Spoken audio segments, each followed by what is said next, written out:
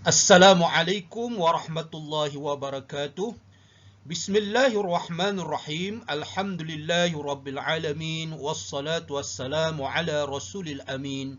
Wa ala alihi wa ashabihi ajma'in. Amma ba'd. Allahumma alimna bima yanfa'una wanfa' bima 'allamtana wa zidna ilma. Allahumma amin. Alhamdulillah, kita bertemu lagi dalam perkongsian berkaitan dengan ilmu tauhid. Tajuk kali ini ialah Al-Imamah ataupun dipanggil juga Al-Khilafah, bahasa Melayunya pemerintahan. Boleh rujuk muka surat 86 hingga 87 dalam buku teks. Melalui perkongsian ini, insya-Allah kita akan mengetahui beberapa perkara penting. Yang pertama, kita akan mengetahui keterangan umum berkaitan dengan pemerintahan dalam Islam. Kemudian kita juga akan mengetahui apakah erti imamah ataupun khilafah dan kedudukan imamah serta hukumnya dalam Islam. Dan yang ketiga, apakah syarat-syarat untuk menjadi pemimpin ataupun pemerintah serta hukum-hukum yang berkaitan dengan pemimpin dan pemerintah. Itulah tiga perkara asas yang menjadi kupasan pada perkongsian kali ini, insya-Allah. Dalam perkongsian berkaitan tajuk ini terdapat sekitar 12 isi yang penting yang perlu diberikan perhatian. Baiklah, kita mulakan dengan isi yang pertama, iaitu berkaitan dengan bagaimanakah ketetapan Islam berkaitan dengan pemerintahan ataupun imamah ini. Wada'al Islamu liqadiyatil imamati usulan 'amatan wa taraka lil muslimina tafasilaha. Ini isi penting ni, bagaimana Islam berhadapan ataupun menyelesaikan ataupun membincangkan berkaitan dengan persoalan imamah. Jawapan dia ialah Islam telah meletakkan wada'al Islam usulan 'amatan, asas-asas ataupun dasar-dasar umum berkaitan dengan pemerintahan. Itu yang pertama. Kemudian wa taraka lil muslimin, dan membiarkan umat Islam berkaitan dengan tafasilaha, perincian berkaitan dengan imamah ataupun pemerintahan tersebut. Islam telah meletakkan dasar-dasar umum ataupun asas-asas umum, kemudian yang berkaitan dengan perinciannya, pendetailannya, itu terpulang kepada umat Islam. Yang penting, sentiasa mematuhi asas-asas umum tersebut. Oleh demikian, dalam Islam ada mensyaratkan, ishtaratil hukmi, Islam telah mensyaratkan bagi sesuatu pemerintahan. Yang pertama syarat dia ialah iltizamu bitanfisi syara'illah. Sentiasa komited ataupun berpegang teguh dengan pelaksanaan hukum syarak. Apa yang terkandung dalam Quran dan hadis dilaksanakan. Itu asas umum dalam pemerintahan dalam Islam. Itu yang pertama. Yang kedua yang menjadi syarat dalam pemerintahan ataupun asas umum dalam pemerintahan ialah ayyaquma ala salasati mabadi. Didirikan di atas 3 asas. Apa asas pemerintahan Islam yang merupakan asas umum bagi setiap pemerintahan? Yang pertama ialah al-adli wasyura wa ta'ati li ulil amri. 3 perkara ni merupakan prinsip asas yang perlu didirikan dalam sesebuah pemerintahan Islam. Jadi, kesimpulannya ada 2 syarat yang menjadi asas dalam pemerintahan Islam, ialah yang pertama, komited dalam melaksanakan hukum syarak. Yang kedua, pemerintahan tersebut mestilah didirikan ataupun berpegang teguh kepada 3 prinsip asas, iaitu keadilan, bermesyuarat, syura, dan juga kepatuhan kepada pemerintah, liulil amri. Jadi kemungkinan soalan dia tanya terus, tiga perkara ni, ataupun dia tanya secara umum apakah syarat bagi pemerintahan. Ya. Kemudian isi yang ketiga, kenapa ataupun apakah bukti yang menunjukkan bahawa al-imamah ini merupakan suatu perkara yang terpulang kepada umat Islam. Dia punya perincian dia tu, penentuan dia tu. Setelah mana asasnya telah diletakkan, perincian berkaitan dengan pemerintahan ini, siapa yang nak jadi dan sebagainya itu terpulang pada ummah ataupun umat Islam. Apa dalil kepada asas tersebut? Dia berdasarkan peristiwa selepas mana kewafatan Rasul sallallahu alaihi wasallam. Rasulullah tidak pernah tidak pernah menunjukkan ala sahsin bi'ainihi.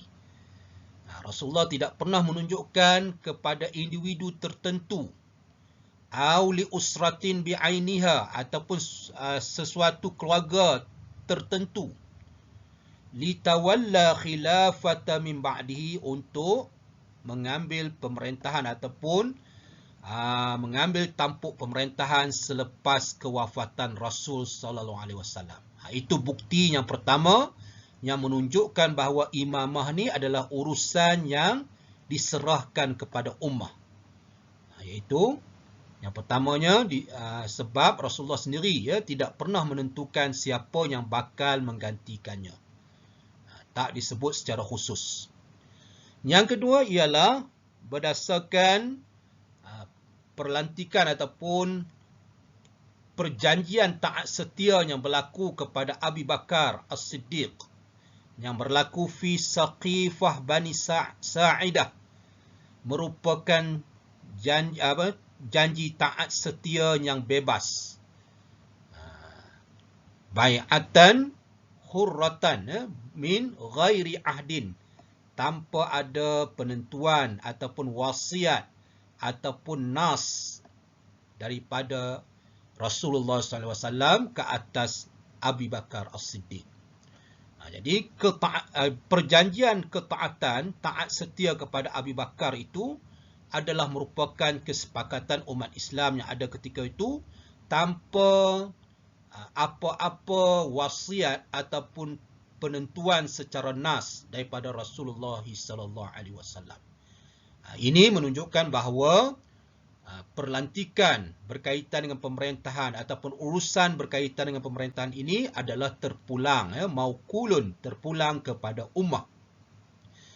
Yang Islam letakkan ialah syarat-syarat dan juga dasar-dasar umum yang perlu dipatuhi oleh setiap yang memegang tampuk pemerintahan tersebut. Kemudian isi yang keempat, ini penting iaitu apakah makna imamah. Makna al-imamati. Ini makna dia apa? Hiya ri'asatun 'amatun fid din wad dunya. Dia merupakan pemerintahan ataupun kepimpinan umum yang berkaitan dengan agama dan juga dunia ataupun keduniaan. Itu makna imamah. Pendek saja boleh dihafal dengan cepat. Ri'asatun 'amatun fid din wad dunya. Pemerintahan yang umum yang berkaitan dengan agama dan juga keduniaan. Kemudian isi yang kelima ialah apakah kedudukan persoalan imamah ini dalam Islam. Imamah ini adalah antara kepentingan umum, min masalihil amah, kepentingan umum yang perlu ataupun wajib umat Islam pelihara. Walaisal imanu biha min arkanid din. Bukanlah kepercayaan kita dengan perkara imamah ini sebahagian daripada rukun agama. Dalam pegangan ahli sunnah wal jamaah, perkara yang berkaitan dengan imamah bukanlah sebahagian daripada asas ataupun rukun agama. Tidak seperti mana pegangan Syiah yang menganggap bahawa imamah ataupun pemerintah ini adalah sebahagian daripada rukun agama. Itu isi yang kelima. Maknanya dalam ahli sunnah wal jamaah, dia bukanlah sebahagian daripada iman. Bukanlah sebahagian daripada keimanan yang bila kita tak laksanakan perkara itu, terjejas keimanan kita. Tetapi dia adalah merupakan kewajipan. Kewajipan yang wajib dilaksanakan oleh semua umat Islam. Kemudian apakah hukmu tansibil imamin adlin? Hukum melantik ketua ataupun imam yang adil. Jawapan dia ialah wajibun alal ummati. Hukumnya adalah wajib secara kolektif kepada umat Islam keseluruhannya. Mesti ada imam yang mengetuai umat Islam ataupun pemerintahan dalam negara-negara Islam. Kemudian, bagaimana kewajipan melantik imam itu diketahui? Tengok isi yang ketujuh. Ahli sunnah berpegang adalah melalui syar'i, bisyar'i. Ini adalah pegangan ahli sunnah. Maksudnya, kewajipan melantik imam ataupun ketua yang adil itu, kalau kita konteks negara kita ialah Perdana Menteri ke, itu dia adalah melalui syar'i. Kewajipan itu diketahui melalui nas-nas daripada Allah dan juga Rasul, ataupun istilah dia bisyar'i, iaitu melalui syarak. Berbanding yang dipegang oleh Mu'tazilah, ini seperti mana kita bahaskan dalam bab firaq. Mu'tazilah menganggap pada semua perkara diketahui melalui akal. Oleh sebab tu di antara pembahasannya dalam bab ini, wajib melantik imam. Dia kata wajib juga, tetapi melalui akal. Maksudnya kewajipan itu diketahui melalui apa? Iaitu melalui akal. Akal kita menuntut bahawa mesti lantik imam yang adil. Tetapi dalam pegangan ahli sunnah wal jamaah mengatakan kewajipan tersebut adalah melalui tuntutan syarak. Itu perbezaannya. Ini juga yang ketujuh ni pun isi penting, walaupun isi dia pendek saja, tetapi kena ambil perhatian. Seterusnya isi yang ke-8 berkaitan dengan perkara-perkara yang menunjukkan bahawa melantik imam ni memang wajib. Melantik imam ni merupakan satu kewajipan, tidak boleh disangkal. Apakah perkara-perkara tersebut yang menguatkan lagi hukum syarak yang mengatakan wajib kita melantik imam ataupun menjaga pemerintahan Islam ni? Perkara ini la farqa baina wujubihi fi zamanil fitnah wa ghairiha. Melantik imam, melantik ketua yang menjaga kebajikan umat Islam ini tidak ada beza. Kewajipan dia sama ada pada zaman fitnah ataupun zaman yang biasa. Apa aspek-aspek tersebut ataupun bentuk-bentuk yang menguatkan lagi kewajipan melantik imam ni ialah yang pertama, anna syari'a, sesungguhnya syari' iaitu Allah dan juga Rasul, amara bi iqamatil hudud.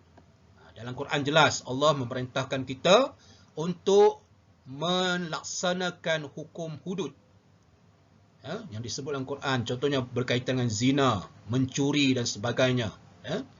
Wasad, begitu juga ada arahan bi wasaddil sughur. Ada arahan yang menutup, arahan daripada Allah dan juga Rasul yang memerintahkan kita menutup segala ruang. Sughur ni makna lubang yang membawa kepada bahaya. Menutup segala ruang yang membawa kepada bahaya umat Islam ataupun keburukan kepada umat Islam. Begitu juga ada arahan tajhizil juyus. Arahan daripada Allah untuk menyediakan tentera. Jadi semua perkara ini, pelaksanaan hudud, menutup segala ruang yang merosakkan umat dan juga menyediakan tentera, wa hadza la yatimu illa bi imamin yarji'una ilaihi. Semua perkara ini yang besar ni tidak akan berlaku ataupun tidak akan sempurna pelaksanaannya melainkan wujudnya ketua yang menjadi rujukan dalam urusan tersebut. Mesti ada kuasa, barulah kita boleh laksanakan perkara-perkara tersebut. Yang kedua, aspek yang menguatkan lagi bahawa kewajipan kita melantik imam ni ialah iaitu fi tansibil imam raf'ud darari 'anil muslimin. Dalam melantik imam, ia adalah merupakan suatu perkara yang menghilangkan kemudaratan daripada umat Islam. Wa raf'ud darari, seperti mana kita ketahui bahawa menghapuskan segala bentuk kemudaratan itu adalah wajibun syar'an, merupakan suatu kewajipan. Oleh demikian, melantik imam juga adalah wajib kerana menghapuskan kemudaratan itu hukumnya adalah wajib. Ataupun dalam kaedah usul fiqh mengatakan, kaedah apa? Qawaid fiqhiyah mengatakan, ma la yatimul wajib illa bih fahuwa wajib. Sesuatu perkara yang tidak sempurna kewajipannya melainkan dengan perkara tersebut, maka perkara tersebut juga menjadi wajib. Begitu juga dalam masalah perlantikan imam ini. Itu isi yang ke-8. Isi yang ke-9 ialah persoalan. Mungkin bermain dalam fikiran kita, kenapa ulama tauhid, limaza yazkuru ulama tauhid al-imamata fi kutubit tauhid. Mengapakah ulama tauhid membahaskan persoalan imamah pemerintahan ni dalam kitab tauhid, sedangkan seperti mana kita dah tahu sebelum ni, perkara imamah ini bukanlah termasuk dalam rukun agama. Kenapa dibahaskan dalam kitab-kitab tauhid? Jadi dalam buku kamu dia bawakan dua alasan. Yang pertama, alasannya adalah untuk menjelaskan hukum pemerintahan, li bayani hukmiha, untuk membahaskan hukum pemerintahan. Yang kedua adalah li raddi ala ahlil bid'ah wal ahwa'i allazi ja'alu al-imamata min usuluddin. Adalah kerana untuk menyanggah ataupun menolak golongan bid'ah dan juga yang mengikut hawa nafsu yang menjadikan perkara pemerintahan ini adalah sebahagian daripada asas agama. Jadi, untuk menolak perkara tersebut, ulama tauhid memasukkan pembahasan imamah ini dalam kitab tauhid, supaya umat Islam tidak terpengaruh dengan pendapat-pendapat golongan yang bid'ah dan juga mengikut hawa nafsu yang meletakkan imamah ni sebagai usuluddin. Siapa di antaranya? Di antaranya Rafidah, golongan Rafidah dan juga selain daripada mereka. Rafidah ini golongan nanti kita akan baca dalam bab firaq, ada golongan iaitu satu golongan daripada Syiah. Syiah dinamakan juga Syiah ni sebagai Rafidah. Mereka telah mencaci Khulafaur Rasyidin, telah menyerang dan juga meletakkan kedudukan Khulafaur Rasyidin dengan kedudukan yang tidak sepatutnya diletakkan kepada para sahabat. Wa ghuluwihim, dan juga melampaunya mereka dalam mengagungkan pemimpin-pemimpin mereka. Ini sebab mereka menjadikan pemerintahan sebahagian daripada usuluddin, asas agama, yang sekiranya kita tidak mengambil berat tentang imamah pada mereka, boleh menjejaskan akidah. Sedangkan imamah itu merupakan suatu kewajipan, bukanlah dia sebahagian daripada asas agama yang boleh terjejas akidah sekiranya tidak ada pelaksanaan berkaitan dengan perkara tersebut. Itu pembahasan berkaitan dengan kenapa ulama Tauhid meletakkan pembahasan imamah ini dalam pembahasan ilmu tauhid. Ada dua tadi. Yang pertama untuk menjelaskan hukum. Yang kedua adalah untuk menolak ataupun menyanggah pendapat-pendapat yang menjadikan imamah sebahagian daripada asas agama. Seterusnya, isi yang ke-10. Ini penting ni, syarat imam, syurutul imam. Apakah syarat-syarat untuk menjadi seseorang pemerintah? Seorang pemerintah ataupun ketua tu, apa syarat dia dalam pemerintahan Islam? Yang pertama, ada 5 semua. Kelima-lima ni kamu kena hafal. Dan gandingan kenapa sebabnya tu. Kena hafal ya. Yang pertama, sebabnya, syaratnya mesti Islam. Orang yang nak jadi pemerintah dalam pemerintahan Islam, mestilah Muslim. Islam ya. Kerana apa? Mesti syarat dia Islam. Li'annal kafira, kerana orang kafir, la yura'i masalihil muslimin. Kerana orang kafir tidak akan menjaga kepentingan umat Islam, sama ada dalam bentuk ad-diniyata wa dunyawiyata. Sama ada dalam bentuk agama ataupun keduniaan. Ada mesti ada kecenderungan untuk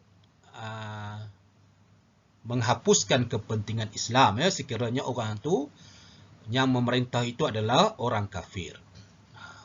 Oleh sebab tu syarat dia mesti Islam. Yang kedua, syarat dia mestilah bulugh ataupun baligh. Cukup umur. Cukup umur ni kenapa disyaratkan cukup umur? Li'anna as-sabi la yali min amri nafsihi syai'an. Kerana seseorang kanak-kanak itu tidak mampu untuk menjaga urusan dirinya sesuatu pun. Dia nak jaga diri dia pun tak boleh. Famin babil aula la yali min amril ghairihi syai'an. Lebih utama lagi lah, ataupun lebih-lebih lagi lah, dia tidak akan mampu untuk menjaga urusan orang lain. Diri dia pun dia tak boleh jaga, apatah lagi urusan ataupun kebajikan orang lain. Oleh sebab tu mesti syarat untuk menjadi pemerintah ialah bulugh ataupun baligh, cukup umur. Yang ketiga, syarat dia mestilah aqil, orang yang berakal. Li'annal majnun kal sabi, kerana orang yang gila dia sama juga hukumnya seperti kanak-kanak. Orang gila dia tak mampu jaga diri dia seperti mana kanak-kanak, lebih-lebih lagi nak jaga urusan orang lain. Tak mampulah. Dari sudut logiknya begitu. Oleh sebab tu ada syarat nak jadi pemerintah mestilah aqil. Kemudian syarat yang keempat mestilah hurriyah, merdeka. Orang itu mestilah seorang yang bukan hamba, hurriyah, seorang yang merdeka. Kerana li'anna raqiqa, kerana seseorang yang status dia adalah hamba, masyghulun bi amri sayyidihi. Sudah tentu fokus urusannya adalah berkaitan dengan urusan tuannya. Oleh kerana dia hamba, sudah tentu fokusnya ialah kepada tuannya. Oleh sebab itu syarat untuk menjadi imam mestilah merdeka. Kemudian alasan yang lain, li'annahu mustahqirun fi a'yunin nas.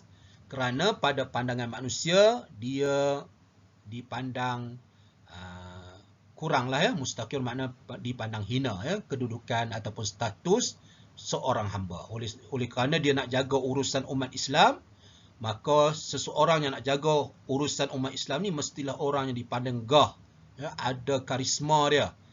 Oleh sebab tu disyaratkan hurriyah ya. Seterusnya yang kelima, syarat yang terakhir dalam untuk menjadi imam ialah adamul fisq, ataupun istilah dia adil ya.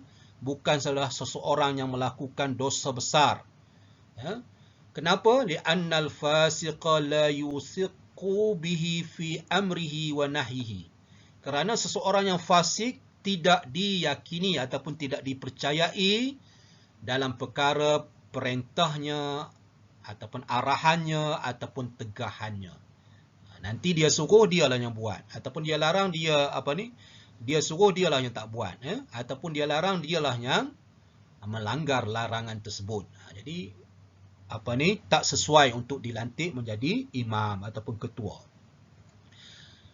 Wal muradu biqaunihi adlan, yang dimaksudkan dengan keadilan di sini macam mana kita nak nilai, walau fi zahiri faqat.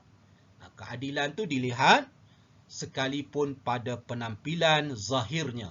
Zahirnya kita nampak, kita tahu dia ni seorang yang bukanlah ahli maksiat ataupun ahli orang yang melakukan dosa-dosa besar. Maka dia layak dilantik untuk menjadi imam ataupun menjadi pemerintah, ketua negara. Itulah 5 perkara dan alasan kenapa kelima-lima syarat ini perlu ada untuk menjadi imam. Ini amat penting, gandingan tu mesti dihafal sebaiknya. Seterusnya, isi yang ke-11 ialah berkaitan dengan apakah hukum mentaati pemerintah ataupun imam. Sudah tentu hukumnya adalah wajib, yajibu 'alal ummati ta'atul imam. Wajib ke atas umat Islam untuk mentaati seseorang ketua ataupun pemerintah. Walakin fi hududis syar'i, tetapi dalam kerangka yang telah syarak tetapkan. Apa dia di antara ketetapan syarak ialah selama mana tidak menyuruh kepada perkara maksiat. Selagi selama tak suruh pada perkara maksiat, wajib kita taat. Fa iza amara, apabila dia menyuruh kepada perkara yang haram ataupun makruh, fala tajibu ta'atuhu, maka apabila dia suruh kepada perkara yang haram ataupun makruh sekalipun, maka tidak wajib kita mentaatinya. Tapi kalau perkara itu harus macam mana? Wa iza amara bil mubah, apabila disuruh kepada perkara yang harus, wa kana fihi maslahatan lil muslimin, dalam perkara harus tersebut ada kepentingan kepada umat Islam, maka ketika itu wajib tajibu ta'atuhu, maka wajib mentaati imam tersebut. Itulah hukum mentaati imam. Asasnya kita wajib mentaati imam selama mana tidak menyuruh dalam perkara-perkara yang maksiat. Isi yang terakhir ialah pelucutan jawatan imam, khal'ul imam. Ketika bila kita boleh melucutkan ataupun menolak sesuatu pemerintahan, allazi yujabu khal'ul imam, perkara-perkara yang mewajibkan kita melucutkan jawatan pemerintah ialah yang pertama, kufrahu, kekafirannya. Dia jadi kafir, maka ketika itu wajib kita turunkan dia daripada tampuk pemerintahan. Sebab syarat nak jadi pemerintah mesti Islam, dalam pemerintahan Islam. Kemudian amarahu bil kufrin, dia menyuruh pada perkara-perkara kafir, perkara yang membawa pada kekafiran atas arahan dia. Maka ketika itu hukum dia wajib kita lucut jawatan pemerintahnya itu. Kemudian yang ketiga, ayyujada minhu ma yujabu ikhlalu ahwalil muslimin, iaitu terdapat daripada imam tersebut perkara-perkara yang mewajibkan, perkara-perkara yang boleh membawa kepada kerosakan, ikhtilal, membawa kepada perkara-perkara yang buruk dalam situasi umat Islam ataupun keadaan orang Islam. Asas-asas ataupun dasar-dasar yang dia bawa tu boleh mencacat, celakan urusan umat Islam. Maka ketika itu juga menjadi perkara yang membolehkan kita melucutkan jawatan imam. Inilah 3 perkara yang mewajibkan kita melucutkan jawatan imam. Selain kalau tidak ada perkara ini, hukum dia adalah wajib mentaati imam dan wajib mempertahankan pemerintahan Islam. Itulah 12 isi berkaitan dengan pembahasan berkaitan dengan imamah. Itulah tadi 12 isi penting yang perlu diambil perhatian dalam tajuk Al-Imamah. Untuk perkongsian yang akan datang, insya-Allah kita akan melihat pembahasan berkaitan dengan Al-Amru bil Ma'ruf wan Nahyu 'anil Munkar. Sekadar itu dulu, aku qauli hadza wa astaghfirullah li wa lakum. Assalamualaikum warahmatullahi wabarakatuh.